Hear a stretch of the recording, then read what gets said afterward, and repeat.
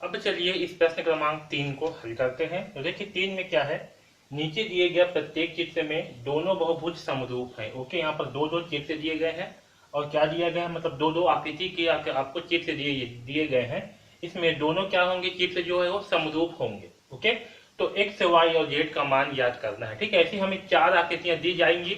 अभी 2 और बचा हुआ है, मैं केवल 2 प्रश्न को लिया हूँ, इसके बाद 2 प्रश्नों को और लूंगा। ठीक है, तो इसमें क्या है, ये जो 2 आकृतियां दी गई हैं, ये दोनों क्या होंगे, आपस में समरूप होंगे। ठीक है, तो देखिए जब दोनों आपस में क्या है, समरूप होंगे और हमें जो है एक्स वाई जेड का मान निकालना है। तो देखिए क्योंकि दोनों बहुभुज क्या है, समरूप है, इसलिए इसके संगत कोण यानी कि इस कोण के बराबर ये कोण, इस कोण के बराबर ये कोण, इस कोण के बराबर ये कोण और इस कोण के बराबर ये कोण होंगे। तो संगत कोण व तुल्य भुजाएं, संगत कोण और भुजाएं क्या होंगे, अनुपात में होंगी। यानी कि इस भुजा और अगर हम किसी भी 2 भुजाओं का अनुपात लेंगे तो वैसे ही इसमें भी 2 भुजाओं का अनुपात क्या होंगे, आपस में बराबर होंगे। ठीक है, तो चलिए एक्स वाई और जेड का मान जो है निकालते हैं। तो देखिए हम जो है चित्र से लेते हैं, यहाँ चित्र दिया है तो मैं चित्र से लिख रहा हूँ। ठीक है, चित्र से।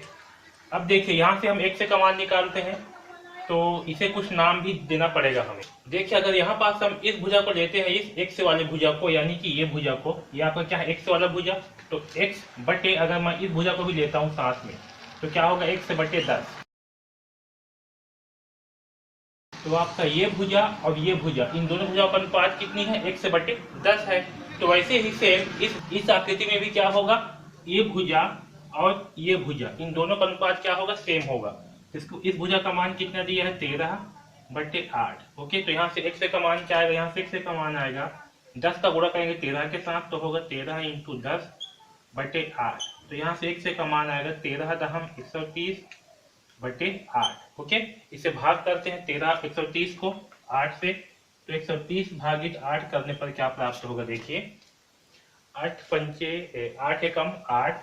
ठीक है, 13 में घटाएंगे 8 तो क्या बचेगा, 5, तो होगा 5 0, 8 पंचे 40, 8 छंग 48। ठीक है, 48 अगर घटाएंगे तो बचेगा 2, दशमलव, ये होगा 0, 8 दूनी 16 आएगा 2, 16 घटाएंगे बचेगा 4, हो जाएगा 0 और 8 पंचे होगा 40। ठीक, तो 40 40 हो गया कैंसिल, तो क्या मिलेगा हमें, 16.25 मिलेगा। यहाँ पर लिखता हूं मैं, एक्स का मान क्या प्राप्त होगा, 16.25। ठीक है, इसे मिटा दे रहा हूं और एक्स का मान प्राप्त हुआ 16.25, एक्स बराबर 16.25। ठीक है, अब देखिए चलिए यहाँ से वाई का मान निकालते हैं। तो y का मान निकालने के लिए मैं इन दोनों भुजाओं का अनुपात लेता हूं। एक ये भुजा है और इस भुजा का अनुपात लेता हूं तो क्या होगा, y बटे 8 बराबर इस साइड में भी इस दोनों भुजाओं का अनुपात ले रहा हूं 16 बटे 10 का। ठीक है, क्या 16 बटे 10। तो देखिए यहां से क्या होगा, y बराबर 8 का गुणा करूंगा 16 के साथ में बटे होगा 16, तो 16 अट्ठे कितना होगा, तो 16 अट्ठे होगा 128। तो यहाँ 128 बटे 10। ठीक है, तो 128 को 10 से भाग करने पर कितना मिलेगा, तो देखिए 128 भागित 10 करते हैं तो 10 एकम 10, घटाएंगे बचेगा 2, उतारेंगे 8, 10 दूनी 20। ठीक है, 8 बचेगा घटाएंगे तो लगाएंगे दशमलव, हो जाएगा 0, 10 अट्ठे 80, तो 12.8 प्राप्त होगा।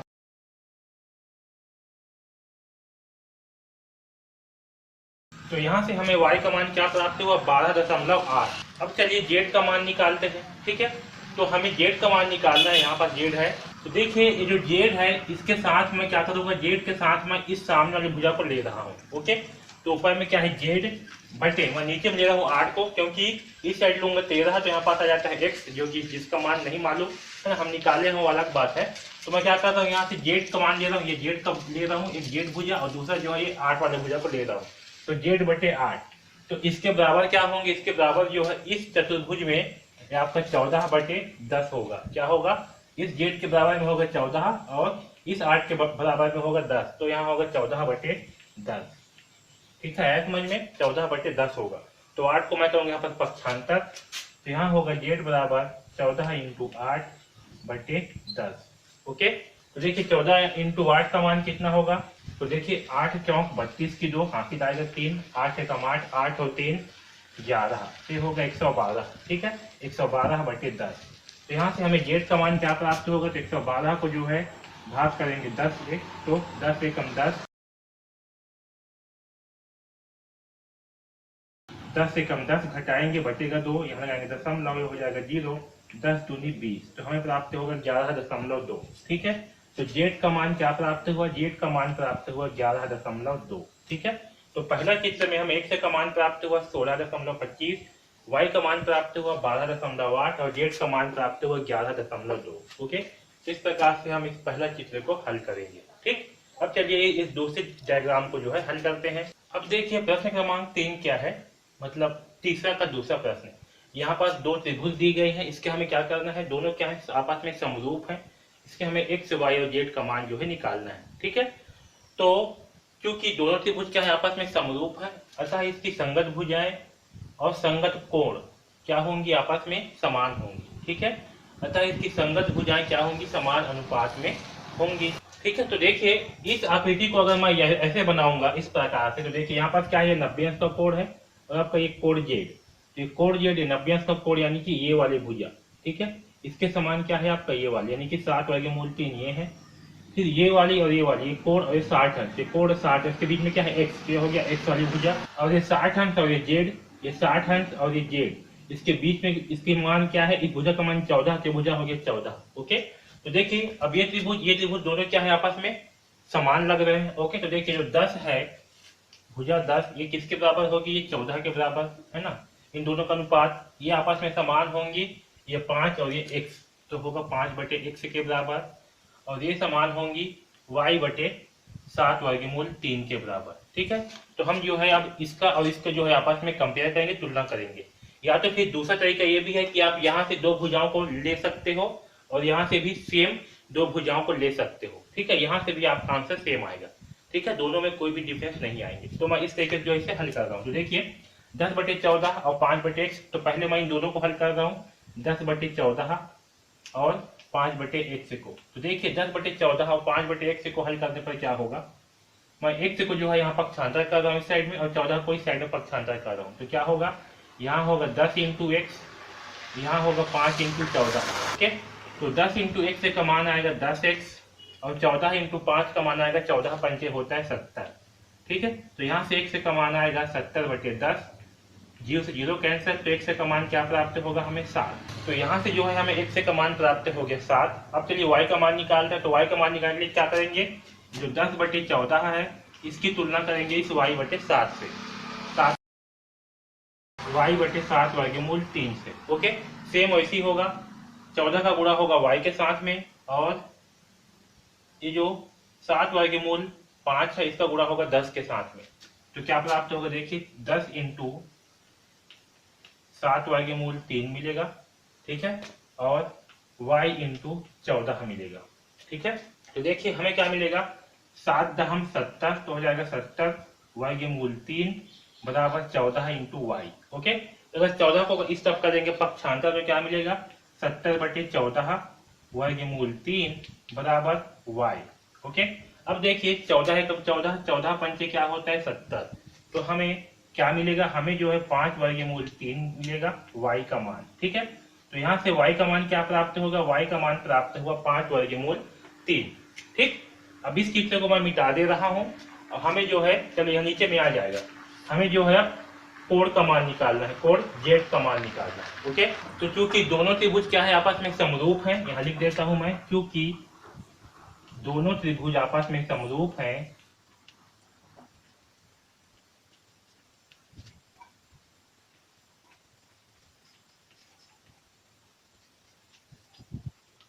ठीक है, तो दोनों त्रिभुज क्या है आपस में समरूप हैं, तो इसके संगत कोण क्या होंगे, आपस में बराबर होंगी। तो देखिए यहाँ पास एक कोण जेड है, ठीक है, और कोण जेड जो है किसके बराबर होगा, इस कोण 30 के बराबर होगी। ठीक है, तो कोण जेड का मान क्या होगा, कोण जेड का मान होगा कोण 30, सिंपल सा, ये त्रिभुज जो है इसके बराबर होगी, ये कोण जो है इस कोण के बराबर होंगी। ठीक है, तो कोण जेड का मान क्या होगी, कोण 30 होगा।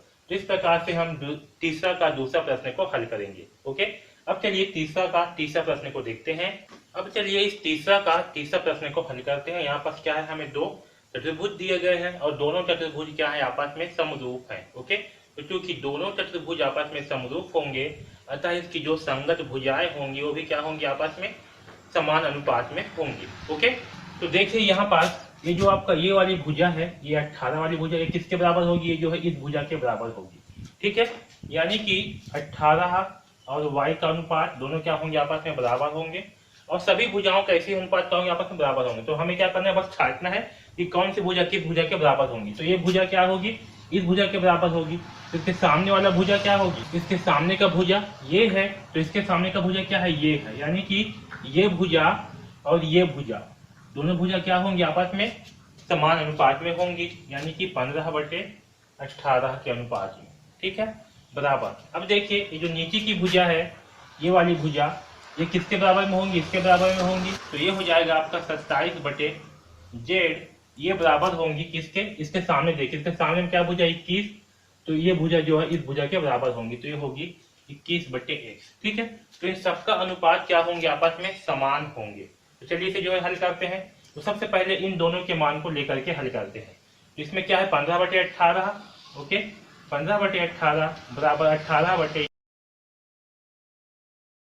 15/18 बराबर 18/y। ओके, अब यहाँ से जो है y को यहाँ कर देंगे पक्षांतर, तो क्या हो जाएगा, यहाँ आएगा 15y बराबर 18 × 18 हो जाएगा। ठीक है, देखिए 18 × 18 का मान क्या प्राप्त होगा हमें, तो 18 × 18 करते हैं। 8 8 64 की 4 हासिल आएगा 6, 8 एकम 8, 8 और 6 का मान कितना होगा, 14।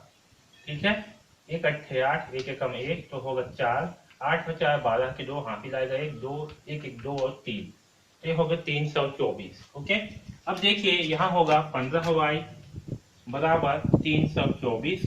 अब यहाँ से जब y का मान निकालेंगे तो हमें क्या प्राप्त होगा, 324/15। ठीक है, तो 324 को जो है 15 से भाग करते हैं, तो देखिए क्या प्राप्त होगा, 15 दूनी होगा 30, से घटाएंगे यहाँ बचेगा 2 और 4, 15 एकम 15, 24 में घटाएंगे 15 तो हमें क्या प्राप्त होगा, 9। ओके, लगाएंगे दशमलव, हो जाएगा 0, तो हो गया 90। और 15 छक्के क्या होता है, 15 छक्के होता है 90। ठीक, तो हमें क्या प्राप्त होगा, हमें प्राप्त होगा 21.6। यानी कि यहाँ से y का मान क्या प्राप्त होगा, तो y का मान प्राप्त होगा 21.6। ठीक है, तो हमें y का मान जो है 21.6 प्राप्त हुआ है। अब देखिए यहाँ से हम दूसरा हल करते हैं। तो अब इन दोनों मान को लेते हैं, 15/18 और 27/z।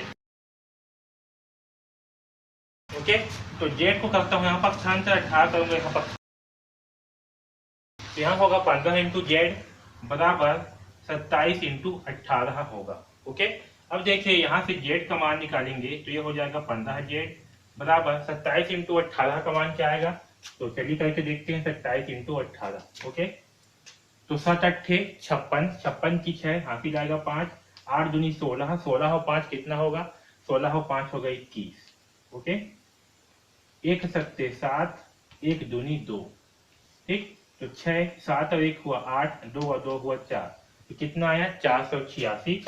ओके, अब जो है 486 को जो है भाग करेंगे किससे, यहाँ देखिए यहाँ हो जाएगा 486। तो जब यहाँ से जेड का मान निकालेंगे तो क्या होगा, 486/15। तो 15 से जो है 486 को जो है भाग करेंगे। ओके, तो 486 जो है 15 से भाग करते हैं, तो 15 दिया होगा 45, घटाएंगे प्राप्त होगा 3 6, 15 दूनी होगा 30। ओके, घटाएंगे बचेगा 6, दशमलव लगाएंगे हो जाएगा 0, 15 चौके होता है 60। तो यहाँ से हमें जेड का मान प्राप्त होगा 32.4। क्या मिलेगा, हमें मिलेगा 32.4। ठीक है, ये जो है जेड का मान हुआ। ठीक, अब चलिए अब लास्ट वाला बच गया, तो हम इस 15/18 और इस 21/x के मान को लेंगे। तो क्या होगा, 15/18 बराबर 21/x। ओके, x का गुणा करेंगे 15 के साथ में, 18 का गुणा होगा 21 के साथ में। तो चलिए यहाँ होगा 15x बराबर 21 × 18। तो 21 × 18 करने पर हमें क्या प्राप्त होगा, देखिए 8 एकम 8, 8 दूनी 16। ओके, 1 एकम 1, 1 दूनी 2, तो आएगा 8, 6 और 1 7, 2 और 1 3, तो हो गया 378। तो यहाँ होगा 15x से बराबर 378, और यहाँ से जब हम x का मान निकालेंगे तो होगा 378/15। ओके, तो 378 को जो है 15 से भाग करेंगे तो देखिए हमें क्या प्राप्त होगा, 15 दूनी होगा 30। ओके, इसे घटाएंगे, बचेगा 7 और ये 8। ठीक है, 15 15 75, घटाएंगे बचेगा 3, यहाँ लगाएंगे दशमलव, होगा 0। 15 दूनी होगा 30, यानी कि यहाँ से हमें x का मान क्या प्राप्त होगा, 25.2। ओके, तो इस प्रश्न में x का मान हुआ 25.2, y का मान हुआ 21.6 और z का मान हुआ 32.4। ठीक है, तो इस प्रकार से हम तीसरा प्रश्न को हल करेंगे। अब चलिए तीसरा का चौथा प्रश्न को देखते हैं। अब देखिए तीसरा का चौथा प्रश्न, यहाँ पास हमें चतुर्भुज दिए गए हैं, इस चतुर्भुज के अंदर एक और चतुर्भुज दिए गए हैं। ओके, और ये दोनों चतुर्भुज क्या है, आपस में समरूप है। ओके, तो चूंकि दोनों चतुर्भुज क्या है, आपस में समरूप है, यानी कि इसके संगत भुजाओं का अनुपात आपस में समान होंगे। ठीक है, तो चलिए इस प्रश्न को हल करते हैं और x, y और z का मान निकालते हैं। तो देखिए यहाँ पास जो x है ये किसके, ये जो है इस अनुपात के बराबर होगा, इस भुजा के बराबर होगा। ठीक है, तो यहाँ होगा x बटे ये 15 वाली मान, इसका मान क्या दिया है 15, तो ये 15 इसका अनुपात जो है बराबर होगा। ठीक है, वैसे ही सारे भुजाओं का अनुपात आपस में बराबर होंगे। वैसे ही ये y है, ये जो है इस भुजा के अनुपात के बराबर होंगे, मतलब y का अनुपात और इसका अनुपात ये आपस में सब क्या होंगे, बराबर होते जाएंगे। वैसे ही इसके बराबर क्या होगा, z के बराबर, z और 12 को लेंगे तो z बटे 12, और इधर 10 को लेंगे और 6 को, तो 6 बटे 10। ओके, तो x बटे 15 ले लिए, x और 15 ये दो भुजाएं, इन दोनों का अनुपात, y बटे 16, y और 16 का अनुपात, z बटे 12 ये वाली भुजा और ये भुजा का अनुपात, और ये भुजा 6 और ये भुजा का अनुपात, सब क्या होंगे, आपस में समान होंगे। तो चलिए इसे जो है हल करते हैं। तो सबसे पहले मैं x और इस वाले भुजा को लूंगा। ओके, तो देखिए क्या होगा, x बटे 15 बराबर क्या दिया है, 6 बटे 10। ठीक है, इसे हल करेंगे और यहाँ से x का मान निकालेंगे। तो 15 का गुणा करेंगे 6 के साथ में। ओके, तो क्या होगा, x बराबर होगा 6 × 15 बटे 10। ओके, तो देखिए 15 छक्के क्या होता है, तो 15 छक्के होता है 90, तो होगा 90 बटे 10, तो 0 से 0 कैंसिल, और यहाँ से हमें x का मान क्या प्राप्त हुआ, 9। ठीक है, तो x का मान जो है हमें यहाँ से प्राप्त हुआ 9। ओके, अब चलिए दूसरा जो है y बटे 16 है, तो y बटे 16 बराबर लेंगे 6 बटे 10 को। अब देखिए 6 को पक्षांतर करेंगे यहाँ पास, तो y बराबर होगा 6 × 16 बटे 10। ठीक है, और 16 छक्के क्या होगा, तो 16 छक्के होगा, 16 छक्का होगा 96। ओके, तो ये होगा 96, y बराबर क्या होगा, 96 बटे 10। ठीक है, तो जब 96 को करेंगे 10 से भाग, तो हमें क्या प्राप्त होगा, 10 निया होगा 90। ठीक है, तो यहाँ हो गया 90, घटाएंगे तो बचेगा 6, लगा दी दशमलव, हो जाएगा 0, 10 छक्के 60, तो आएगा 9.6। तो यहाँ से हमें y का मान क्या प्राप्त हुआ, y का मान प्राप्त हुआ 9.6। ठीक है, अब चलिए तीसरा को हल करते हैं। तो तीसरा प्रश्न है z बटे 12 बराबर 6 बटे 10 लेंगे। अब 12 को करेंगे यहाँ पक्षांतर, तो z बराबर होगा 6 × 12 बटे 10। ठीक है, तो 12 छक्के क्या होगा, 12 पंचे 60, 12 छक्के होगा 72, तो होगा 72 बटे 10। और जब 72 को करेंगे 10 से भाग, तो देखिए 72 को करते हैं 10 से भाग, तो क्या प्राप्त होगा, 10 सत्ते 70। ओके, घटाएंगे तो मिलेगा 2, दशमलव लगाएंगे होगा 0, 10 दूनी 20, तो होगा 7.2। ठीक है, तो z का मान आएगा 7.2। ओके, तो हमें यहाँ से x का मान क्या प्राप्त हुआ, 9, y का मान हुआ 9.6 और z का मान हुआ 7.2। ओके, तो इस प्रकार से जो है हम प्रश्न क्रमांक 3 के सारे प्रश्नों को हल करेंगे। ओके।